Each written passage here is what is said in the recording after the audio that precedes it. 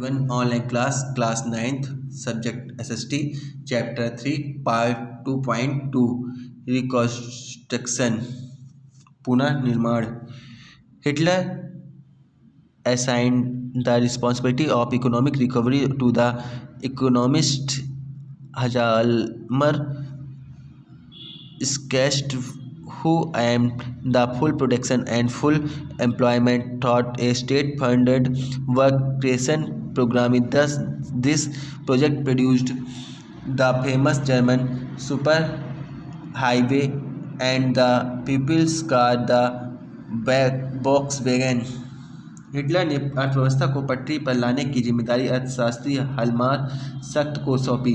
सख्त ने सबसे पहले सरकारी पैसे से चलाए जाने वाले रोजगार संवर्धन कार्यक्रम के जरिए 100% उत्पादन और 100% रोजगार उपलब्ध कराने का लक्ष्य तय किया. मशहूर जर्मन सुपर हाईवे और जनता की कार फॉक्सवैगन इस परियोजना की देन थी.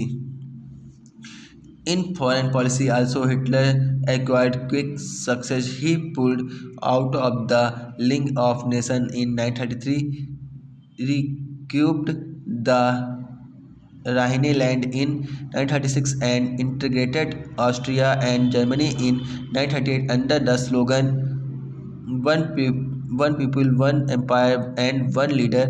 He then went on to wrest German-speaking Sudetenland from Czechoslovakia and gobbled up the entire country.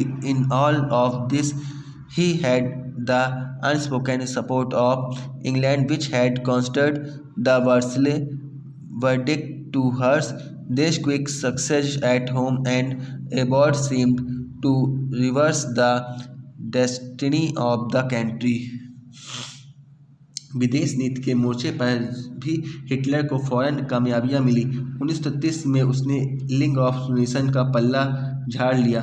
1936 में राइनलैंड पर दोबारा कब्जा किया और एक जन एक साम्राज्य एक नेता का नारे की आड़ में 1938 में ऑस्ट्रिया के जर्मनी में मिला लिया.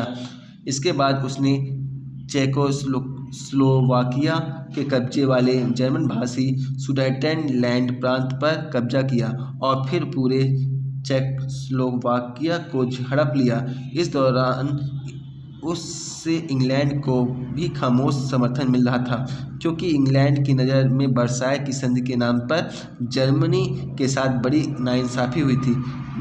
घरेलू और विदेशी मोर्चे पर जल्दी मिली इस कामयाबी से ऐसा लगा कि देश की नियति अब पलटने वाली है. Hitler did not stop here.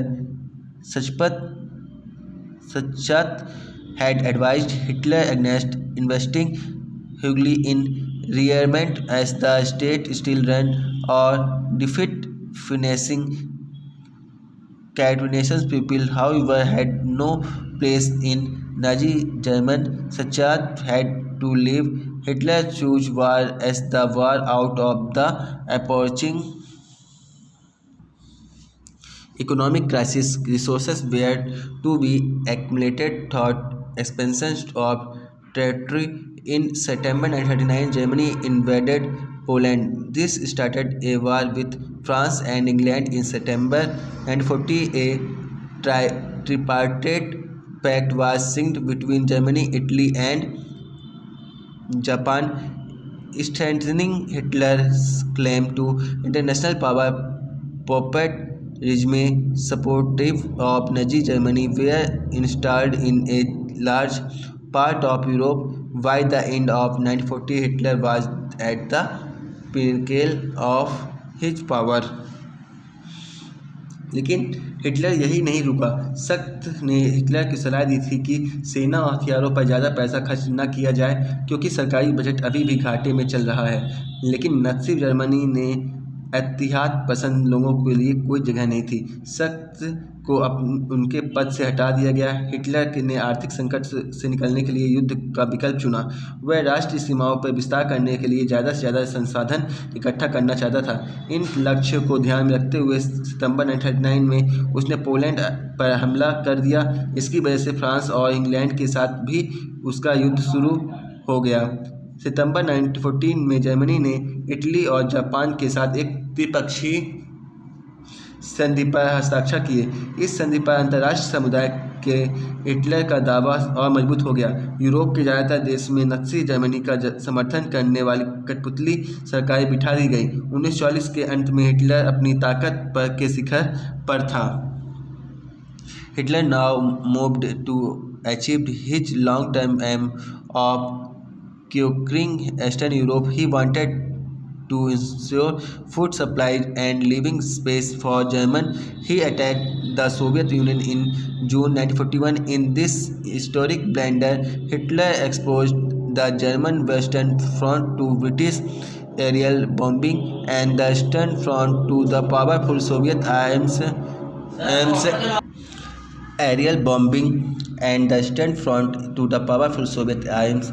The Soviet Red Army implicated a crushing and humiliating defeat on Germany at Stalingrad. After this, the Soviet Red Army hounded out of retreating German soldiers until they reached the heart of Berlin, establishing Soviet hegemony over the entire Eastern Europe for half a century thereafter. अब Hitler ने अपना सारा ध्यान पूर्वी Europe को जिताने के दीर्घकालिक सपने पर केंद्रित कर दिया। यह जर्मन जनता के लिए संसाधन और रहने की जगह का इंतजाम करना चाहता था। जून 1941 में उसने सोवियत संघ पर हमला किया। यह हिटलर का एक ऐतिहासिक बेवकूफ़ी थी।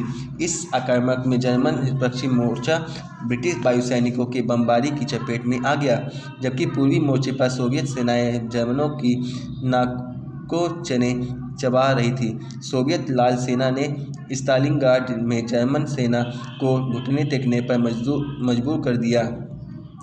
सोवियत लाल सैनिकों ने पीछे हटते जर्मन सिपाहियों को आखिर तक पीछा किया और अंत में वह बर्लिन और बीचों बीच जा पहुँचे। इस घटनाक्रम के अगली आधी सदी के लिए समूचे पूर्वी यूरोप पर सोवियत वर्चस्व स्थापित कर दिया गया।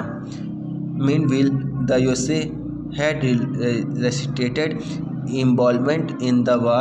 It was unwilling to once again face all the economic problems that the First World War had caused, but it could not stay out of the war.